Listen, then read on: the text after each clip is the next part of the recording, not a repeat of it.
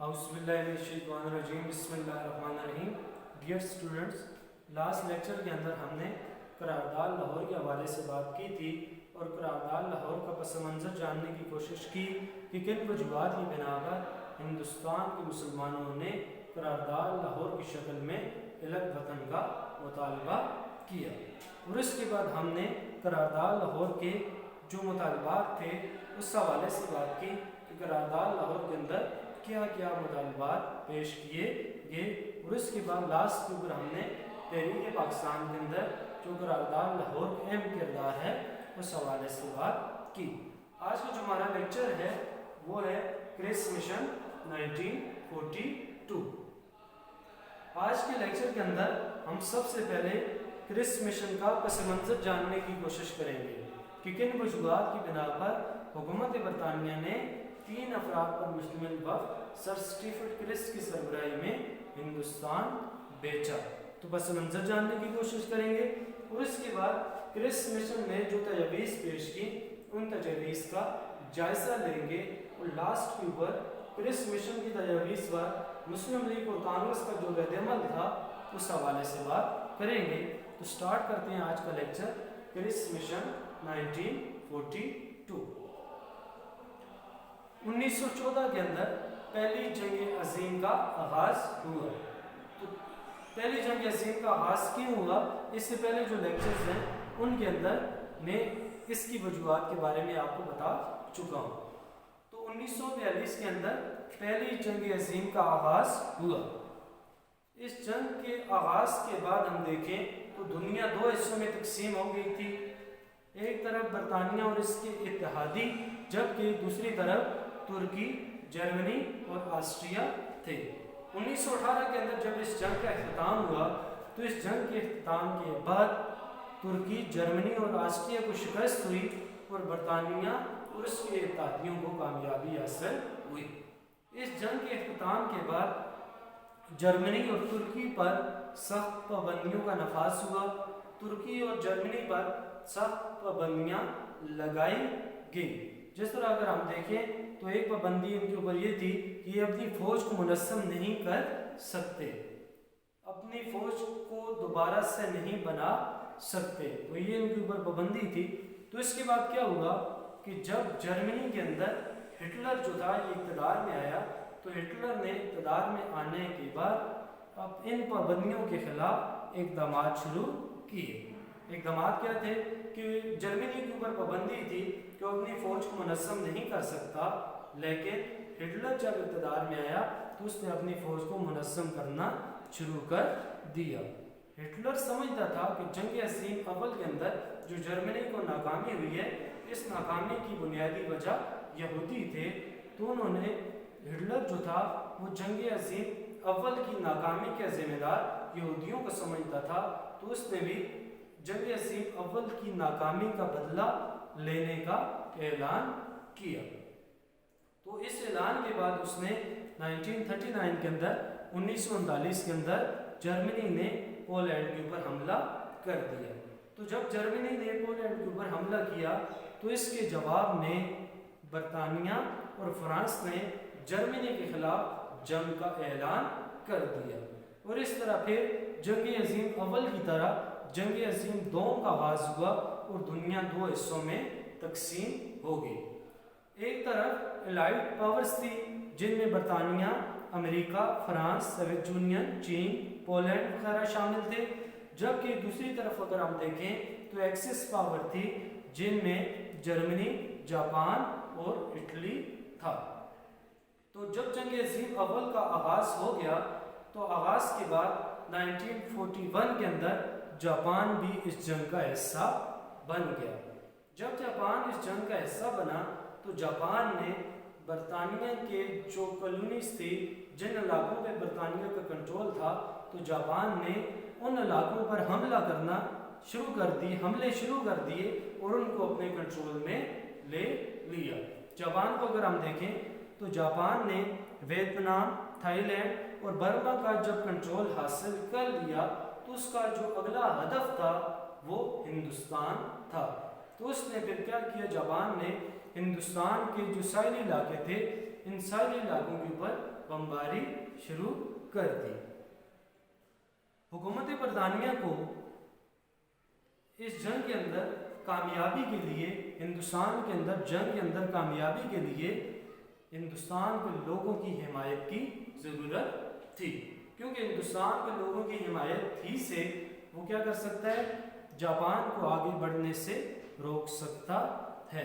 क्योंकि जंग अज़ीम अव्वल के अंदर भी देखें तो जंग अज़ीम अव्वल के अंदर भी हिंदुस्तान के लोगों का अहम किरदार है। हिंदुस्तान की एक बड़ी तादाद ने जंग अज़ीम अव्वल के अंदर बरतानिया की तरफ से शिरकत भी की थी, जिनमें 8 लाख के करीब फौज थी और 4 लाख के करीब क्या थे, यहाँ पे जो रज़ाकार थे, उन्होंने इस जंग के अंदर बरतानिया का साथ दिया था। तो जंग अज़ीम दोम के अंदर जब जापान ने हिंदुस्तान के साहिली इलाकों पर हमले किए तो हुकूमत बरतानिया को हिंदुस्तान के लोगों की मदद की ज़रूरत आन पड़ी। तो हुकूमत बरतानिया ने अपनी जंगी ज़रूरियात के पेश नज़र हिंदुस्तान की जो सियासी जमातें थी या हिंदुस्तान की जो क़यादत थी उसकी हिमायत लेने का फ़ैसला किया। तो इसी सिलसिले के अंदर उन्होंने हिंदुस्तान अपनी जंगी ज़रूरियात के पेश नज़र और हिंदुस्तान के सियासी बुरान को हल करने के लिए सर स्टीफर्ड क्रिप्स की सरबराही में हिंदुस्तान एक वफ्द रवाना किया। इससे पहले अगर हम देखें तो जब जंग अज़ीम अव्वल का आगाज़ हुआ था तो इस आगाज़ के बाद 22 दिसंबर 1939 को कांग्रेस ने सूबाई असम्बलियों से इस्तीफे भी दे दिए थे और लोगों को हुकूमत बरतानिया के खिलाफ भी किया था और सिविल ने फरमानी तहरीक का आगाज़ भी किया था। तो इससे भी क्या हुआ था, हिंदुस्तान के अंदर सियासी बहरान पैदा हो गया था।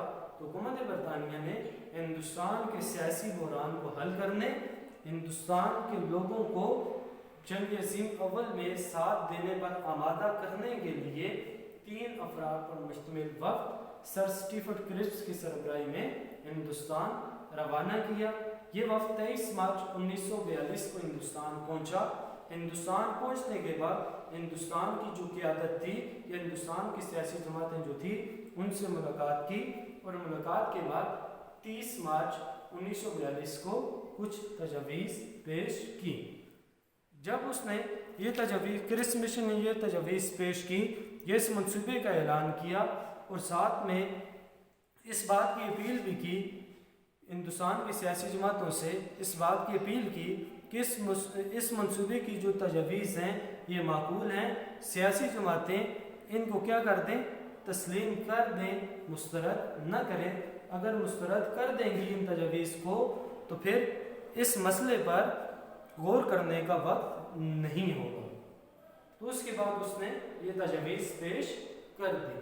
तो पहली तजवीज़ अगर हम देखें तो ये थी कि जंग के ख़ात्मे के बाद हिंदुस्तान में आइन साज असम्बली कायम की जाएगी, कि जंग के बाद हिंदुस्तान में आइन साज असम्बली कायम की जाएगी जो हिंदुस्तान का आइन बनाएगी। इससे पहले अगर हम देखें तो जो आखिरी आइन बरतानिया का था वो 1935 का था और ये आइन बरतानिया ही ने बनाया था, लेकिन क्रिप्स मिशन की तजवीज़ के अंदर इस बात का ऐलान किया गया कि जंग के ख़ात्मे के बाद एक आइन साज असम्बली कायम की जाएगी और इस आइन साज असम्बली के मेंबरान, इस आइन साज असम्बली जो होगी ये हिंदुस्तान का आइन बनाएगी। दूसरी तजवीज़ देखें तो आइन साज असम्बली के मेंबरान का चुनाव सूबाई असम्बली के मेंबरान करेंगे, कि जंग के ख़ात्मे के बाद जो आइन साज असम्बली कायम होगी जो हिंदुस्तान का आइन बनाएगी, इस आइन साज असम्बली के जो मेंबरान हैं इनका चुनाव सूबाई असम्बली के मेंबरान करेंगे, जिसमें शाही रियासतों को भी नुमाइंदगी दी जाएगी। तो ये दूसरी तजवीज़ थी। तीसरी अगर हम देखें तो जंग के ख़ात्मे के बाद आइन साज असम्बली का बनाया हुआ आइन नाफिज कर दिया जाएगा और हिंदुस्तान को 9 आबादियात यानी कि डोमिनियन स्टेटस का दर्जा दे दिया जाएगा। अगर हम डोमिनियन स्टेटस को देखें तो दुनिया के अंदर जो ब्रिटिश एम्पायर थी उसकी मुख्तलिफ कॉलोनीज थी, मुख्तलिफ इलाकों में बरतानिया का कंट्रोल था। तो बरतानिया ने उनको क्या किया हुआ था, स्पेशल राइट्स दिए हुए थे, उनको स्पेशल राइट्स दिए हुए थे कि जो इंटरनल मैटर्स होंगे वो कौन डील करेगा, मकामी लोग, کہ وہ ملک کے اندر جو حکومت ہوگی وہ انٹرنل میٹرز کو ڈیل کرے گی، جبکہ جو ایکسٹرنل میٹرز ہوں گے جن میں ہم کہہ سکتے ہیں ڈیفینس ہے، کمیونیکیشن ہے، فارن افیئر ہے، یہ حکومت برطانیہ ہی کے پاس رہیں گے۔ تو اس اسپیشل ارینجمنٹس جو ہے اس کو کیا کہا جاتا ہے؟ ڈومینین اسٹیٹس کہا جاتا ہے، کہ ہندوستان کے اندر جو کہ انٹرنل میٹرز کون دیکھے گا؟ مقامی لوگ، جبکہ ایکسٹرنل میٹرز ہوں گے جن میں کمیونیکیشن ہوگا، فارن افیئر ہوگا یا ڈیفینس ہوگا، یہ کس کے پاس رہے گا؟ یہ برطانیہ کے پاس رہے گا۔ تو یہ جو اسپیشل ارینجمنٹ تھی اس کو ڈومینین اسٹیٹس کا نام دیا گیا تھا۔ تو کرس مشن کی تجویز کے اندر بھی ہندوستان کو ڈومینین اسٹیٹس کا درجہ دینے کا کہا گیا تھا، کہ جو انٹرنل میٹرز ہوں گے اب ہندوستانیوں کے حوالے کر دیے جائیں گے، جبکہ ایکسٹرنل میٹرز جن میں ڈیفینس ہے، فارن افیئر ہے، کمیونیکیشن ہے، یہ برطانیہ ہی کے پاس رہیں گے۔ اس کے بعد نمبر 4 کے اوپر دیکھیں تو یہ تجویز تھی کہ جنگ کے آئین کے نفاذ کے بعد اگر کوئی صوبہ وفاق سے الگ رہنا چاہے تو اس کو علیحدگی کا حق حاصل ہوگا، لیکن علیحدگی کے لیے وہ صوبہ جو علیحدہ ہونا چاہتا ہے اس کے اسمبلی کے 60% ممبران علیحدگی کا فیصلہ کریں گے تو وہ وفاق سے الگ رہ سکتا ہے۔ نمبر 5 کے اوپر اگر دیکھیں تو جنگ کے دوران دفاع کی ساری ذمہ داری جو ہوگی یہ حکومت برطانیہ پر عائد ہوگی۔ تو یہ تجویز 30 مارچ 1942 کو کرس مشن نے پیش کی۔ تو جب یہ تجویز پیش کی گئی تو ان تجویز پر مسلم لیگ اور کانگریس نے اپنے رد عمل کا اظہار کیا۔ مسلم لیگ نے ان تجویز کو مسترد کر دیا، کیونکہ مسلم لیگ کا جو مطالبہ تھا، جو قرارداد لاہور کے اندر مسلم لیگ نے کیا تھا کہ ہندوستان کے اندر کوئی بھی ایسا آئینی منصوبہ قابل قبول نہ ہوگا جو مسلمانوں کی خواہشات کے خلاف ہو، اور قرارداد لاہور کے اندر الگ ریاست کا مطالبہ بھی کیا گیا تھا۔ لیکن ہم کرس مشن کی تجاویز کو دیکھیں تو کرس مشن کی تجاویز مسلمانوں کے مفادات کے خلاف بھی تھی، اور دوسرا کرس مشن کی تجاویز کو اگر ہم دیکھیں تو الگ ریاست کا مطالبہ بھی اس کے اندر شامل نہیں تھا۔ مسلم لیگ نے کرس مشن کی تجاویز کو اس وجہ سے مسترد کیا کیونکہ کرس مشن کی تجاویز میں پاکستان بنائے جانے سے متعلق کوئی بھی بات شامل نہیں تھی۔ دوسری مسلم لیگ کی جو وجہ تھی کرس مشن کو مسترد کرنے کی وہ یہ تھی کہ مسلم لیگ کا مطالبہ تھا کہ ہندوستان میں 2 آئین ساز اسمبلیاں قائم کی جائے، جبکہ کرس مشن کی تجاویز میں ایک آئین ساز اسمبلی کے قیام کا اعلان کیا گیا، تو اس وجہ سے بھی مسلم لیگ نے ان تجاویز کو مسترد کر دیا۔ پہلا کہ پاکستان بنانے سے متعلق کوئی بات شامل نہیں تھی، دوسری وجہ کہ مسلم لیگ کا مطالبہ تھا 2 آئین ساز اسمبلی، لیکن اس میں ایک آئین ساز اسمبلی کا وعدہ کیا گیا تھا یا اعلان کیا گیا تھا، تو ان وجوہات کی بنا پر مسلم لیگ نے ان تجاویز کو کیا کر دیا؟ مسترد کر دیا۔ کانگریس کا رد عمل دیکھیں تو کانگریس نے بھی ان تجاویز کو مسترد کر دیا۔ کانگریس کے ان تجاویز کو مسترد کرنے کی جو بنیادی وجہ تھی وہ یہ تھی کہ صوبوں کو اختیار دینا کہ وفاق سے الگ رہنا چاہے تو رہ سکتے ہیں، اس طرح تو پاکستان کا قیام ممکن ہو جائے گا، تو اس صوبوں کو اختیار دینے کی وجہ سے کانگریس نے ان تجاویز کو مسترد کر دیا۔ اس کے ساتھ ساتھ کانگریس نے ان تجاویز کو اس وجہ سے مسترد کیا کیونکہ ان تجاویز میں فوری ذمہ دار حکومت کے قیام کا مطالبہ شامل نہیں تھا، کیونکہ کانگریس کا مطالبہ تھا کہ فوری طور پہ ہندوستان کے اندر ایک ذمہ دار حکومت قائم کی جائے، جبکہ کرس مشن کی تجاویز کے اندر جنگ کے بعد کا وقت دیا گیا تھا، تو اس وجہ سے بھی کانگریس نے ان تجاویز کو مسترد کر دیا۔ تیسری جو وجہ تھی کانگریس کی کرس مشن کو مسترد کرنے کی وہ یہ تھی کہ ہندوستان کے اندر جو افواج ہوگی یہ افواج برطانوی کنٹرول میں ہی رہے گی، اور اس کے ساتھ ساتھ وزیر دفاع ہندوستان کے منتخب ارکان کو جواب دہ بھی نہیں ہے، اور سب سے بڑھ کر انتظامی کونسل کے جو ممبران ہیں ان کا تقرر کون کرے گا؟ گورنر جنرل کرے گا۔ تو ان وجوہات کی بنا پر بھی कांग्रेस ने इन तजावीज़ को मुस्तरद कर दिया।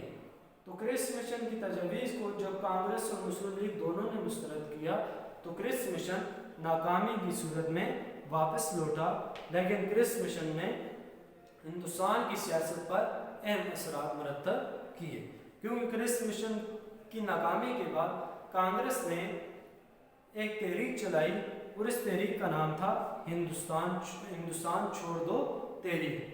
कि अंग्रेज़ों के खिलाफ कांग्रेस ने जंग अज़ीम अव्वल के दौरान तहरीक चलाई और इस तहरीक को हिंदुस्तान छोड़ दो तहरीक का नाम दिया। और इस तहरीक के ज़रिए अंग्रेज़ों पर दबाव में इजाफा हुआ, क्योंकि कांग्रेस ने हिंदुस्तान के मुख्तलिफ इलाकों के अंदर अंग्रेज़ों के ख़िलाफ़ एहतजाज किया और लोगों को हुकूमत बरतानिया के ख़िलाफ़ किया, जिससे हिंदुस्तान के अंदरूनी हालात काफ़ी मुतासर हुए और अंग्रेज़ों को भी इससे काफ़ी नुकसान पहुंचा। तो अंग्रेज़ों ने क्या किया कि हिंदुस्तान छोड़ दो तहरीक का जब कांग्रेस ने आगाज़ किया तो कांग्रेस की जो टॉप लीडरशिप थी उनको गिरफ्तार करके जेलों में डाल दिया और इस तरह ये तहरीक भी किस तरफ थी, खात्मे की तरफ गई। लेकिन जब कांग्रेस ने हिंदुस्तान छोड़ दो तहरीक का आगाज़ किया तो इसके जवाब में कायदेआज़म ने नारा लगाया, हिंदुस्तान को तकसीम करो और जाओ। कि अंग्रेज़ों को ये मुखातब तो कांग्रेस ने अंग्रेज़ों को ही किया था कि हिंदुस्तान छोड़ दो, और कायदेआज़म ने भी अंग्रेज़ों ही को मुखातब किया कि हिंदुस्तान को तकसीम करो और जाओ। ये नारा कायदेआज़म ने लगाया कि हिंदुस्तान के मसले का हल अंग्रेज़ों का यहाँ से जाना नहीं है, बल्कि हिंदुस्तान के मसाइल का हल हिंदुस्तान की तकसीम है और मुसलमानों के लिए अलग वतन का क़याम है। तो ये तो आज का लेक्चर था जिसके अंदर हमने क्रिस मिशन के पस मंज़र को जानने की कोशिश की, क्रिस मिशन की तजवीज़ के हवाले से बात की और लास्ट के ऊपर मुस्लिम लीग और कांग्रेस का रद्द-ए-अमल और क्रिस मिशन के हिंदुस्तान की सियासत पर क्या असरात मुरतब हुए इस हवाले से बात की। तो आज के लिए यहाँ तक, कल तक इजाज़त दीजिए। नेक्स्ट लेक्चर के साथ दोबारा हाजिर होंगे। अल्लाह हाफिज़।